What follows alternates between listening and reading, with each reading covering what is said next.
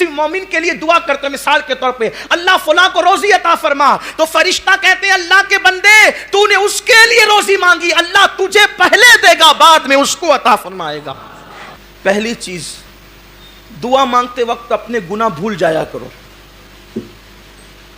بھول جاؤ ہم گنہگار ہیں، دعا کرتے وقت بھول جاؤ ہم گنہگار ہیں، کیونکہ جب اپنے گناہ یاد کرتے ہیں تو دعا کرنے کی ہمت نہیں ہوتی، اور جب اس کی رحمت یاد کرتے ہیں تو پھر بڑی بڑی تمنائیں مچلنے لگتی ہے دل میں، اس لیے کہ تو کریم، اس لیے یہ کس نے کہا حد سے سوا مانگ رہا ہوں، یہ کس نے کہا حد سے سوا مانگ رہا ہوں، جیسا ہے گنی ویسی عطا مانگ رہا ہوں،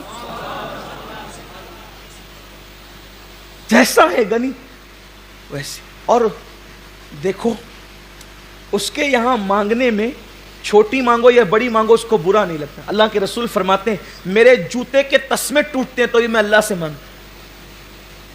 اب کوئی بڑے مالدار کے گھر شادی کے دن جا کے کوئی کہے ذرا ایک ہڈی دے دے، تو وہ کہے گا میں ہی ملا تھا مذاق اڑانے کے لیے، مجھ سے ہڈی مانگ رہا ہے جبکہ میرے دسترخوان پہ ہزاروں لوگ کھا رہے ہیں۔ تو کہا اچھا ٹھیک ہے پورا کھانا اٹھا کے دے دے، تو کہا یہ بھی اس سے بھی بڑی کوئی مذاق تھی، ارے پورا کھانا اٹھا کے تجھے دوں گا تو اوروں کو کیا کھلاؤں گا۔ ایک شخص ایک بادشاہ کے پاس گیا، کہنے لگا ایک چونی دے دو، تو کہا کہ کم سے کم میری حیثیت تو دیکھی ہوتی، میں بادشاہ ہوں تو مجھ سے چونی مانگ رہا ہے۔ کہا اچھا پوری سلطنت دے دو، تو کہا اپنی حیثیت تو دیکھی ہوتی، اپنی ہے، لیکن میرے اللہ کے یہاں یہ نہیں ہے، چونی مانگ یا سلطنت مانگ وہ عطا کرتا، کمی نہیں، گڑ گڑاؤ مانگو۔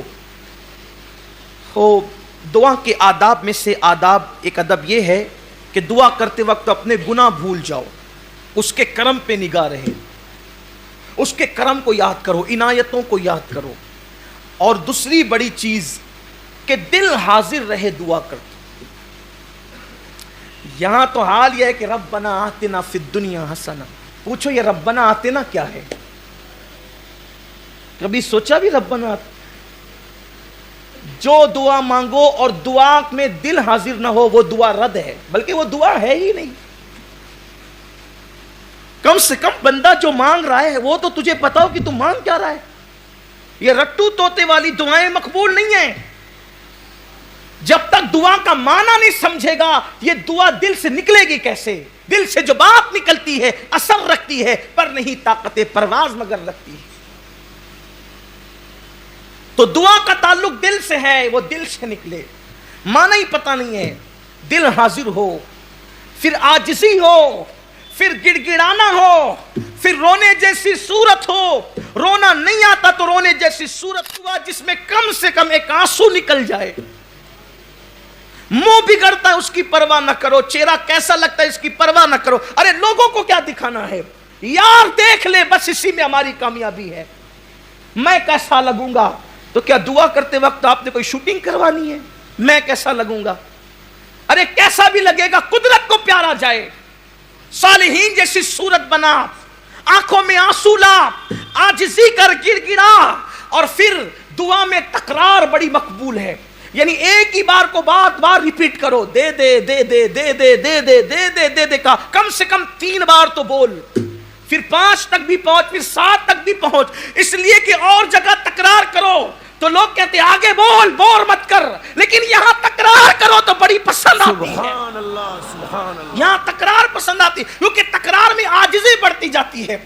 اور پھر دعا میں یہ 2 چیزیں خاص کیا کرو کہ 3 مرتبہ یوں کہا کرو، یا ارحم الراحمین، یا ارحم الراحمین، یا ارحم الراحمین، ارحم الراحمین کو پکارو، کہو یا اے سب سے بڑھ کر رحم کرنے والے، کیونکہ حدیث پاک میں آتا ہے ایک فرشتہ خاص اس کے لیے قدرت نے مقرر کر دیا ہے کہ جو 3 مرتبہ پکارے گا ارحم الراحمین، ارحم الراحمین، ارحم الراحمین، فرشتہ کہے گا 3 بار رحمان و رحیم کہنے والے اب مانگ، قدرت نے اپنے کرم سے اپنے اوپر واجب کر لیا ہے، جو مانگے گا قدرت تجھے عطا کر دے۔ سبحان اللہ، سبحان اللہ۔ 5 مرتبہ ربنا کہہ لیا کرو، اس لیے کہ حدیث پاک میں آتا ہے جو 5 بار ربنا کہہ کر مانگے اللہ اس کی دعا کو قبول ہی کرتا ہے۔ یہ آداب دعا ہے۔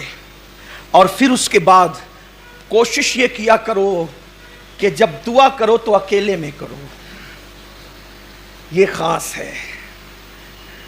دعا کرو تو تنہائی میں کرو. تنہائی کی دعا کا بڑا اثر ہے. اکیلے میں کرو اور پھر مجمع عام میں بھی کرو. اکیلے میں کرو, مجمع عام میں بھی کرو. مجمع عام میں اس لیے کرنے کے لیے کہا گیا کہ جہاں 40 مومن جمع ہوتے ہیں ان میں ایک اللہ کا ولی ضرور ہوتا ہے, تو ولی کی موجودگی میں کر. بھائی مزار پہ کیوں جاتے ہیں؟ ان رحمت اللہ قریب من المحسنین, اللہ کی رحمت ولیوں کے قریب ہے, محسنوں کے قریب ہے. تو اندر چلا گیا تو وہاں جا کے دعا کرتے ہو کہ ان کی برکت سے دعا قبول ہوگی. تو اوپر بیٹھا ہے تو وہاں بھی کرنا. اور پھر میں کہوں آپ کہیں تو کام نہیں بنتا. سید الانبیاء کہیں جس کے در سے ولایت بٹتی ہے, وہ کہتے ہیں جہاں 40 مومن جمع ہوں وہاں ایک ولی ضرور ہوتا ہے.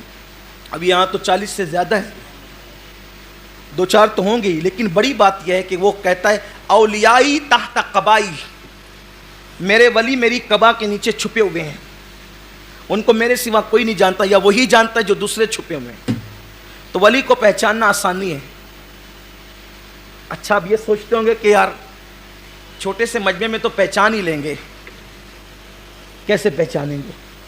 یہی تو بڑا مسئلہ ہے کہ جن کو آپ سمجھتے ہیں وہ ہوتے نہیں ہیں, اور جن کو نہیں سمجھتے وہ ہوتے ہیں. حدیث پاک میں آتا ہے اللہ کے ولیوں کی شان یہ ہے, بکھرے ہوئے بال ہے, پھٹے پرانے کپڑے ہیں, حالت یہ ہے کہ محفل میں آئے تو بھگائے جائیں, بیمار پڑ جائے تو کوئی عیادت کرنے والا نہ رہے, مر جائے تو کوئی جنازے میں شرکت کرنے والا نہ رہے. اور پھر شان یہ ہے کہ کسی بات پہ قسم اٹھا لیں تو قدرت ان کی قسم کو پورا فرما دیتی. اب یہ حدیث سنی تو ہر آگل پاگل کو پکڑ کر بیٹھ گئے کہ یہی ولی ہے. اور پھر کہنے لگے یار جو اچھے لباس میں وہ ولی تو ہو نہیں سکتے. اگر اچھے لباس پہننے والا ولی نہیں ہو سکتا تو شیخ عبد القادر جیلانی میرے مرشد غوث پاک کے بارے میں آپ کا کیا خیال ہے کہ وہاں تو ہر دن نیا لباس ہے. اور پتہ چلا کہ اب آپ اس چکر میں پڑے نہیں. حضور نے کہہ دیا 40 میں ایک ولی ہوتا ہے. سوچو نا یار 40 ہے تو کوئی نہ کوئی تو ہوگا. ہمیں تو کیا کرنا, آم کھانا ہے, پیڑ تھوڑی گرنا ہے. ہوگا جو کہیں بھی بیٹھا ہوگا, کونے میں بیٹھا ہوگا, بیچ میں بیٹھا ہوگا, آگے بیٹھا ہوگا, پیچھے بیٹھا ہوگا, کھڑا ہوگا, کچھ بھی ہوگا. ہم نے نہیں تو دعا قبول ہونی چاہیے, بس فیض ملنا چاہیے. ہمیں کیا آم پیڑ گرنے سے مطلب, ہمیں صرف آم کھانا ہے. اور حضور نے کہہ دیا تو بات ہے. اور جتنا بڑا مجمع ہے پھر دعا اتنی زیادہ پر اثر ہے, اس لیے کہ جتنے زیادہ ہوں گے اتنی زیادہ مقبول. اسی لیے اجتماعی دعا رکھی جاتی ہے اکثر, اجتماعی دعا. اور آپ سوچیں گے کہ 40 میں ایک ولی کیسے ہوتا ہے. اصل بات یہ ہوتی ہے کہ اللہ والے ایسے مجمع میں پہنچ جاتے ہیں اس مجمع کی قبولیت کی ضمانت بن کر کہ وہاں لوگوں کی بگڑی بن جائے. اسی لیے تو کہا گیا نا جہاں دینی محفل منعقد ہو وہاں جایا کرو, وہاں پہنچا کرو دینی محفل میں. کہ ایک دینی محفل میں پہنچنا جو ہے وہ 70 گناہوں کی محفل کا کفارہ بن جاتا ہے. ایک دینی محفل میں پہنچنا 70 گناہوں کی محفل کا کفارہ بن جاتا ہے. تو اس لیے تنہائی میں دعا کیا کرو, پھر اس کے بعد مجمع عام میں دعا کیا کرو. پھر اس کے بعد فرمایا کہ یہ دعا کرو تو ایسے مت کہا کرو اللہ تو چاہے تو قبول کر, تو چاہے تو رد کر. کا یہ رد ہی ہے, یہ رد ہی ہے. اس یقین سے کرو کہ اس نے وعدہ کیا ہے ادعونی استجب لکم, مجھ سے مانگو میں عطا کروں گا. تو اس نے وعدہ کیا ان اللہ لا یخلف المیعاد, وہ اپنے وعدے کے خلاف نہیں کرتا. تو اس یقین سے کرو کہ اللہ تو نے وعدہ کیا ہے, میرے مانگنے کی ہوشیاری نہیں ہے, میری دیر ہوشیاری نہیں ہے, میرا کوئی معاملہ نہیں ہے. تو نے وعدہ کیا تو تو اپنے کرم سے قبول کرے گا, اور وہ قبول ہی کرے گا. اللہ فرماتا ہے میرا بندہ میرے ساتھ جیسا گمان کرتا ہے میں اس کے ساتھ ویسے فیصلہ کرتا ہوں. پھر جب دعا کرو تو دعا کرنے کی قبولیت کی نشانی یہ ہے کہ دعا کرنے سے پہلے کچھ نیک عمل کرو. مثال کے طور پہ دعا کرنے سے پہلے چپکے سے صدقہ دو, خاموشی سے صدقہ دو. ہو سکے تو 2 رکعت نفل پڑھو, قبلے کی طرف رخ کر کے بیٹھو, 2 زانوں بیٹھو, پہلے اللہ کی حمد بیان کرو, پھر حضور پہ درود پڑھو, پھر اپنے گناہوں سے توبہ کرو, پھر اللہ کی بارگاہ میں مانگو. پھر کہا اس کی رحمت کو محدود مت کرو, اس کی رحمت کو محدود مت کرو. یہ مت کہو اللہ مجھے یہ دے, مجھے یہ دے, مجھے یہ دے, بلکہ یہ کہو ہمیں یہ دے, ہمیں یہ دے, ہمیں یہ دے. دیکھو حدیث حضور نے جو دعائیں کی ہے, ربنا اے ہمارے رب, آتنا عطا کر ہمیں, فی الدنیا حسنہ اچھی دنیا, وفی الآخرت حسنہ اچھی آخرت عطا کر, وقنا عذاب النار اور ہمیں عذاب سے محفوظ فرما. یعنی سب کو ملاؤ. اب سب کو ملانے سے فائدہ کیا؟